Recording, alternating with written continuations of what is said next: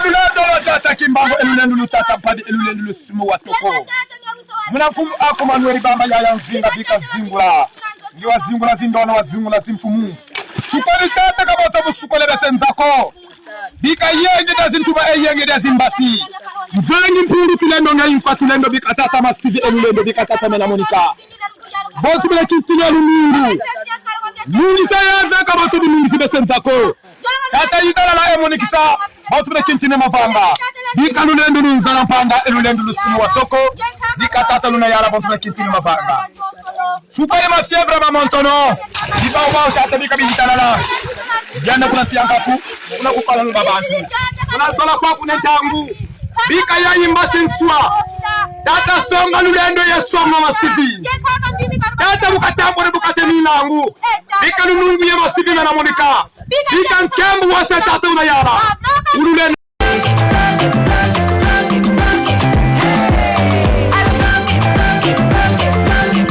Oyoki elenge ya Congo. Tapelema, tapelema, tapelema, tapelema, tapelema, tapelema. Bikabila dolo tata kimbango elulendulu tata padi elulendulu simu watoko. Mnakumbu ako manueri bamba ya nzinga bika zingula. Ngiwa zingula zindona wa zingula simfumu. Chupari tata kabota busukole besenzako. Bika yenge da zintuba yenge da zimbasi.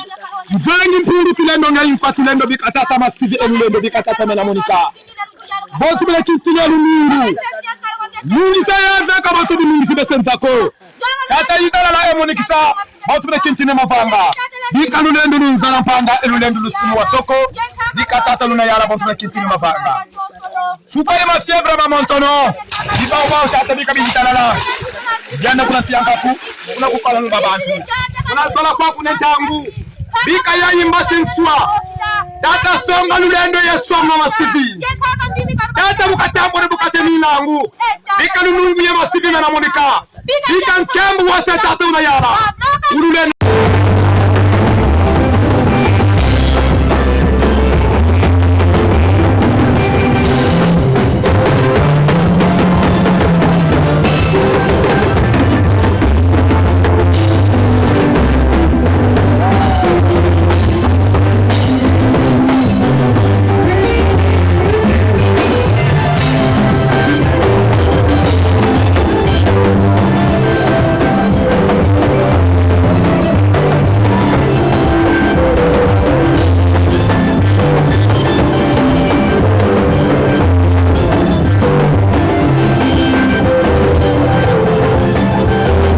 Première sorcellerie en Afrique provient du Kasaï, qui s'appelle le Lusao.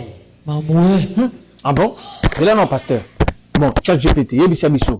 Lusao, azali, zabolo muluki, ya liboso, awuta na Kasai, ndoki munene, oya memaki ndoki na Afrique mobimba, oya pesa pe ba benino, ba vodou, ba biloke bele, to, ezani, pesa biso pe, elomina ye, to yeba ye, lelo, olobini, yebisa biso, Lusao. Lusao est une figure connue en République démocratique du Congo. Particulièrement dans la région du Kasaï, il est présenté par certains comme un premier sorcier ou un grand maître spirituel, obligeant ses fidèles de manger la viande de chien afin de posséder le pouvoir de voir et sentir le danger de loin. Son image est entourée de beaucoup de récits, parfois mystiques. Dans la réalité, il s'agit surtout d'un personnage lié à des pratiques traditionnelles et à des croyances locales autour de la sorcellerie, de la protection spirituelle et du pouvoir occulte. Son petit-fils qui a hérité son pouvoir en 1850 s'appelait Kabuya Ilungu. Bon, elomine zani, bon, alobi ba solo ha, bilimo boyoki. Boko vérifier pe, eza solo.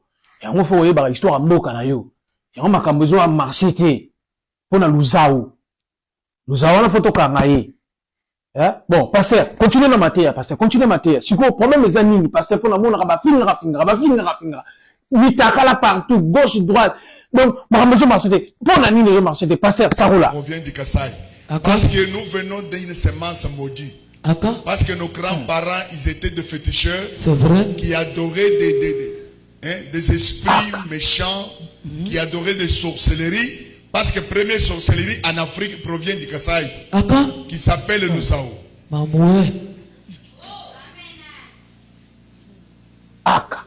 C'est pour cela là où se trouve l'adoration des hommes. Les Kasaïens sont pleins.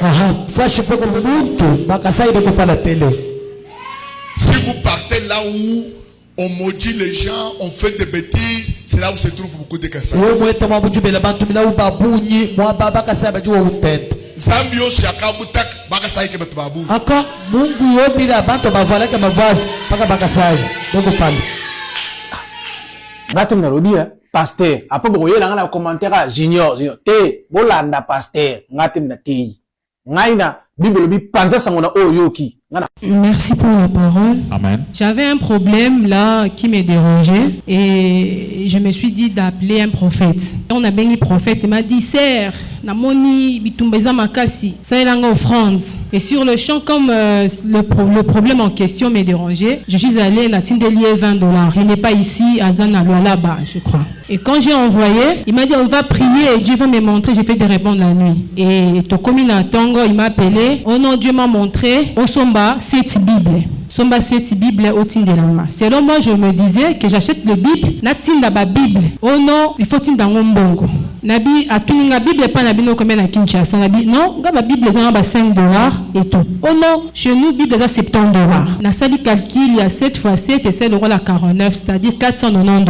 Nabi si prophète. Pour le moment, na mbongo. Tono defa tindela ngai pour ozo solution dans ma problème na yo. Et je suis sortie na kena musala, j'ai cherché et Dieu ne voulait pas que je puisse envoyer. La tinda quitté. La nuit m'a appelé serre. Ozomona te ke bitumeza makasi. Il passait on a jumbo wano le ba quitté.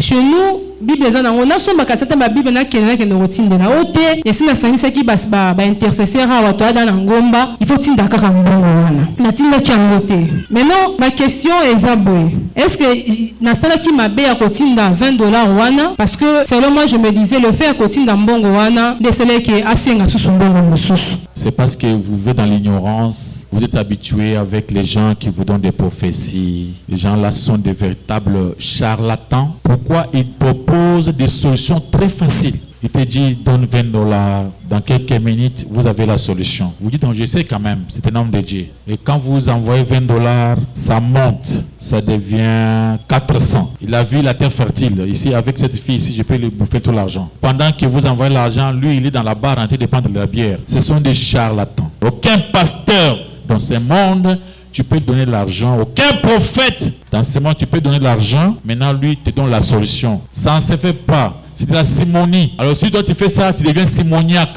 Alors on ne paye pas pour les choses spirituelles. On ne paye pas pour les dons de Dieu. Pierre avait dit à Simon le magicien, sois maudit quand tu as cru que les choses de Dieu seront au prix d'argent. Normalement, les choses spirituelles, on ne paye pas. Tout ce qui se font là, c'est du commerce. Ce sont des voleurs, des escrocs qui demandent l'argent aux gens pour prier. Ce sont des voleurs et des escrocs. Et ne priez jamais pour retenir les gens que Dieu ne vous a pas donnés. Et quand une personne à vos côtés n'est plus dans sa saison, retenez-le bien, cette personne deviendra pour vous un objet de trouble. C'est pourquoi dans la vie, il faut des fois apprendre à dire, Seigneur, que tout celui que tu ne m'as pas donné en amitié, en fraternité, Seigneur, qui s'éloigne de moi. Ça fera mal. Dieu accepte la séparation mais refuse la division. Abraham a chassé Lot. Quand Lot est parti, bien aimé, même lorsqu'Abraham est allé délivrer Lot 2 fois, il a délivré Lot de la main de 3 rois. Deuxièmement, il a délivré Lot de Sodome et Gomorrhe par les anges de Dieu. Mais remarquez ceci, Lot n'est pas retourné chez Abraham. Parce que Lot n'avait plus sa place chez Abraham. Bien aimé, lorsque vous voulez marcher dans la discipline, apprenez à reconnaître quels sont les Lots de votre vie.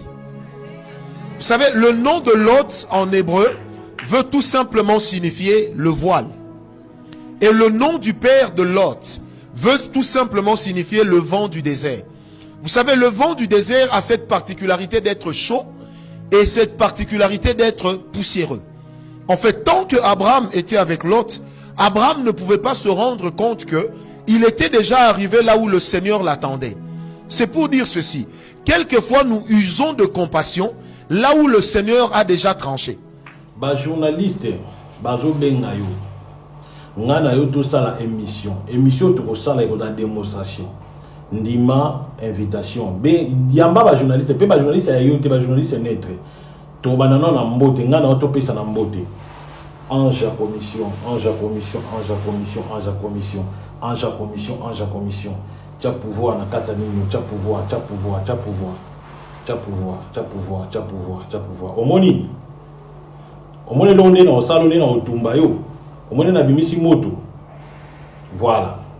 Yo na otumbo bongo. Voilà. Na otumbo bongo na émission. Ya liboso tokutanaka na yo na Western Union. Oya ko zombo. Ngape na ko zombo na yebaka yote. Na bando mono kala ba réseaux sociaux mais na bando kipe yote. Tanga na zimbongo yo bando c'est la pe ba servir yo obenga ngai nous pesa ngambote. Otelema ku to pesa ngambote. Ngape na ndo yebo ti o rappeler nga to sala ba émission pas chic. Ndeto vandi sala ba jemo ko wana o mekangai. Oyebe loko likaka na Western. Yo Moïse o mekangai. Tanga soki wana nzambe te oyebi pe spiritualité te moi babilo wa mike ba pesi ya babage babilo wa mike ozana ozo tambola nango ya ozo dominer les batu ba mama apoto so azo solo mama mbongo salele mo ba incantation po bisa mbongo ebele ba ja mike wana so na yebi yango o mekangai tango mekanga ba ange ba yebisanga awo mekayo tala ba bagi na tali ba bagi na moni serpent na ba bagi na yo ba ange ba lobité ko frapper été frapper mutuka na frappa mutuka na yo Moïse. Là na très bien papa je vois la vidéo. Tant na frappé mutuka na yo surtout ki otalingai otuninga ah nini ngoza na ngona ki ngabi teza colonne de feu au seka.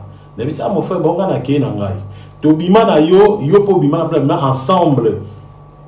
Poto sala au revoir. Au kota na mutuka no démarrer mutuka ne boya ko démarrer. Ngam na frappa mutuka na yo spirituellement. Obandi ko benga mécanicien obandi ko tomboka ozaka na policier na wana obandi ko tombokela mutu ka ne boya ko démarrer ngam na frappa on yo mutu bandanga na kota na démarrer mutu ka na tika mutu ka no wana mais lokola za mutu mawa na zapi na bana ngani ke na si ba anjeté so na longwe bo démarrer mutu ka na yi tanga na longwe mutu ka no démarrer à partir mukolo wana yo Moïse oyinanga à partir mukolo wana yo Moïse oyinaka ngai obosani eloko yo. Monsieur le gouverneur, il y a Banque Centrale Wameso. Monsieur le gouverneur, il y a Banque Centrale Wameso. Retirez urgence à propos Colombie, à propos de l'église. Retirez à propos de au lobby concernant l'église et corps du Christ. Mais monsieur le gouverneur, on allait à la banque, on travaillait à la banque, avant comme gouverneur. Nous nyonso ezaka na banki osalaka nango nini église ekoma punda na bino bosaka nango te les hommes de Dieu respectaka maloba ya Bible biso torespectaka maloba Bible de Genèse Apocalypse ntango toyaka na baeglise mpona na justice mpona ozwa mikanda torespectaka mpe bino ndenge olobi ke apartir ya lelo baofrandi nyonso ya baeglise badon bademi nyonso ekendaka na banque centrale na qualité nini gouverneur wa beso na qualité nini yo to bandumenge no batine okomi nani pourquoi vous croyez que mon église na biso église comme de Christ okola punda na bino pourquoi c'est que vous faites pour ça la mon église catholique catholique azozala traître na mboka oyo catholique azosala biso boye bozo protéger bango. C'est l'église du réveil de Kobi Punda Labino, gouverneur ou Ameso, gouverneur de la Banque Centrale. Retirez ma propos d'ailleurs, urgence. Enseignement qui parle de Dieu. Qui dit au Vandisson pour nous bouger cette église, on va dans le soutien. Gouverneur ou Ameso, n'a pas famille pauvre, il y a tout. Ce qu'on candidat, la candidat. Ce qu'on dit là-bas, bon, mais retirez ma propos. Gouverneur à l'objet, à partir à l'élo. A 10 millions, à 30 millions, et que dans la banque ça est là, à misala, à l'église, elle a droit à 10 millions, à vendre, comme on fait la banque. Mais comment pasteur ou Ameso, gouverneur ou Ameso, comment pasteur, pour moi l'église là, après, on me met à 10 millions, on va faire dans la banque, ce qu'on a dit, ce qu'on vous met ici, la conseil de pardon, qui tient à vendre, comme commission à rappression, que Dieu vous bénisse. Lelo na yeli pasteur moko babenga ke de la foi mais kombo na ye ya solo ezali Jean-Paul Mayata de la foi. Papa, Bible est clair. Pasteur Abandana na ba théâtre bien. Car en 2023 nde aye okota na Kabal Issa akenego kokota na loge mobo na États-Unis. Na bien. Ceux qui moninga zo mata. Pour ceux moninga zo mata bo sepela na ngote. Komata solo, ba sepela komata labor. Yo so mona labor to critiquant. Komata solo yango. L'église mata ezana ngwe belé à solo, mais ba oba na solo ka, il faut to yaka nango. A oba obé sa peuple nzambe. Matthieu 24 le na biso, ils s'élèveront de faux hommes de Dieu, de faux prophètes, de faux Christ qui viendront pas prêcher la foule mais séduire la foule. Il y a monde d'église va foule aux hommes nebela. Soreza 10, mi balega solo 8 à lukuta. Jean-Paul Mayata oyo babenga de la foi. De son frère nous comme Jean-Paul Mayata de la foi gourou mususu yeyo asimbi kisi na niveau moko na États-Unis kabal comme azuna porte-monnaie magique na église à Jean-Paul Mayata mon frère moko azali kuna bimia abiba pratique moi tout ça to que émission ba pratique moi ça na église à Paris même à Kinshasa donc ça ba pratique mon terrible Jean-Paul Mayata au moni mutso asimbi ba kisi et là on boso tal est-ce que ba image taillée l'église au moment où image, comment tu as photo naïe, au délivrant tout ça, bah image taillée l'église. Et puis les alliés à combien d'années, ce que vous avez raté, je vois photo naïe, tu as vers un tu as photo na kati, prier mais là, il est nan, moi c'est au bot. Ah bon? Sœur moi, babi nga frère moi babi, sœur na bango akufi na l'église on anjili liwa mo mystérieux, akufi na komba Jean-Paul Mayata de la foi mutaleki sœur. Babi sœur abeli na ndenga mystique. Sœur bazako pexer église on habitant to landi mission na to salga dans de kolimiaka. Tozo pexer église en ngoyokate. Mais sœur wana akufi liwa misi na komba de la foi, a mona de la foi zo ya rejoindre. De la foi mutaleka sœur wana. Kombo na ye wana babi ngake de la foi. Akoma gourou spirituel. A Simbikis na niveau azo moi même l'église même à Paris azo l'exabato à la terre mais quand on débat l'exabato on a cherté na Kinshasa na parlons pas pasteur a Simbikisi abandara na bien mais en 2023 yo so mona mutu ba ordonna yo l'église na bino ba ordonna yo ba que l'ordonner aux États-Unis na 2023 ba que ne coordonner aux États-Unis tant ba ordonner aux États-Unis na secte aux États-Unis ba pesa ba bambo on a porte-monnaie magique azu porte-monnaie magique asombi wilu pa unanjil pembe l'église nazo buka zo ton porte-monnaie magique yebsanga arlota mbongo wa talba se belé ba tomona ba gege ba ba simbi simba porte-monnaie magique pour diable comme Nicolo avant apeso loyal bo fuka melende nga yebsa yeso ni apeso mo kilfuka belanga biso no bazo bengi samso na ba secte na ba secte nga ba bengi sanga na raison mo apesa 300,000. Si on a dit que Yesu a coupé la tête, mais Nabi, à quoi bon de gagner ce monde d'aller un jour en enfer? Ouais, on a 300 chars, 300,000, na boya babi na sol ninga pesa rip, to virele déjà 5,000. Apôtre Loïka, apôtre David Loïka za témoin, n'apôtre spectre baza témoin makamna loba. Ezali neni loge oya Alpha Lukalu, babiloko ba Blaise Manzali. Papa. Total de biso na biso pasteur ba video oyo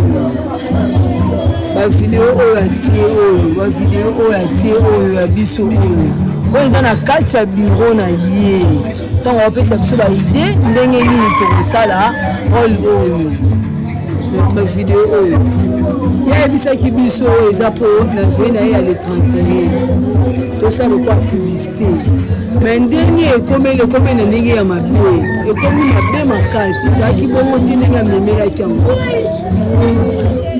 makambo nyonso tokopesa esulo te po ye moto apesa esu baide wana ye moto ayebisaka biso yo osala role boye yo osala koto boye histoire ya beti histoire tala bosalela ngai boye tokobanda boye place oyo osala place tel yo soki beti place apeti akweyisi mutu ya so bobeti kaka moisika soko bokomona le 2 janvier abibi yango na YouTube le 2 janvier bomona bavideo oyo bomona ke papa oyo asali réputation na biso na oyo te kosatandaki akoza bidola biso ebika ke otindi bato biso tokende koluka ete toyaki toyebi mpe église na place ezalaka te moto oyo otindaka mwana mwasi oyo otindaka na bambongo ya transport pour aya kozwa bato toke kosalela Pasteur Moïse Kasongo publicité lokola lokwa histoire tokomi ye moto faire comprendre osango lokwa histoire mais ekoleka na campagne ekoza mpo na campagne nanga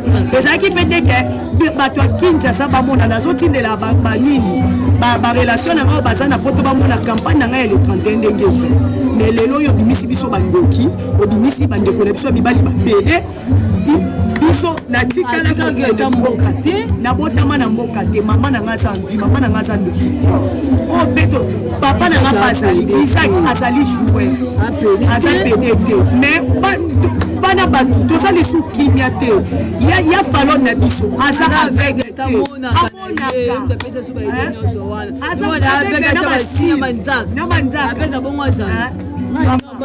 asala na banki ya wapi imo ndo pesa nga ba idée wana mwa bona ngwe kote na bala alliance ngo wapi bandeko bolimbisa biso bolukela biso solution na papa oyo na pasteur na prophète Moïse oyo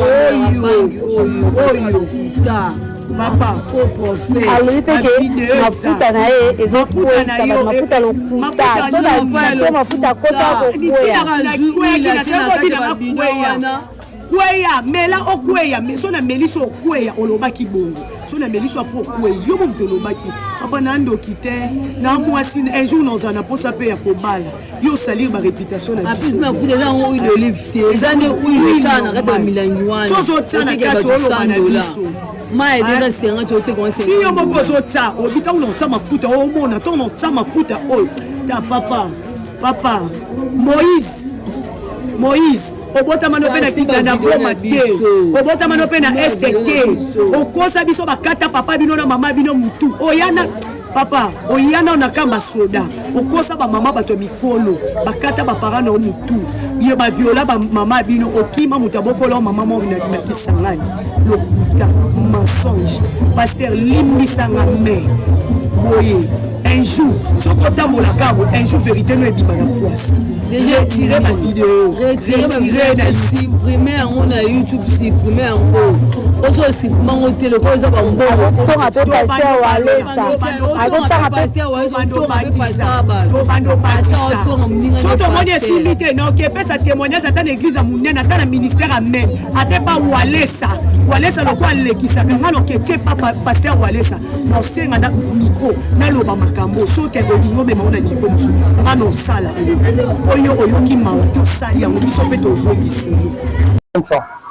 pour organiser la campagne parce que tout ça là ensemble avec vous la deux dates.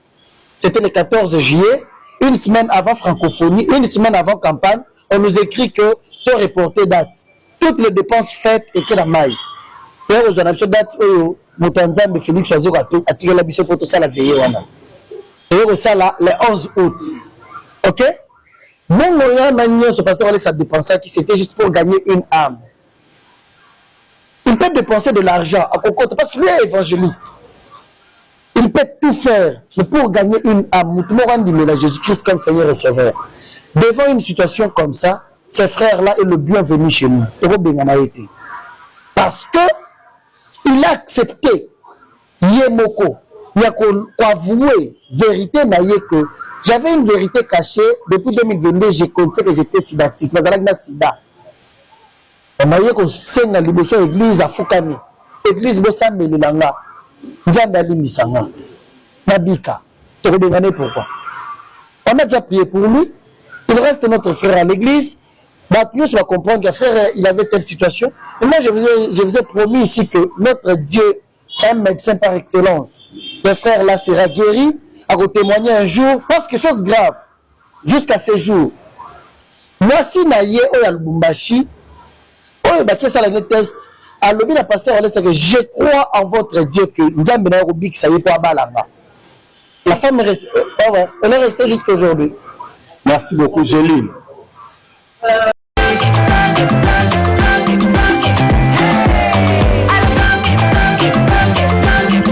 Oyoki elenge yako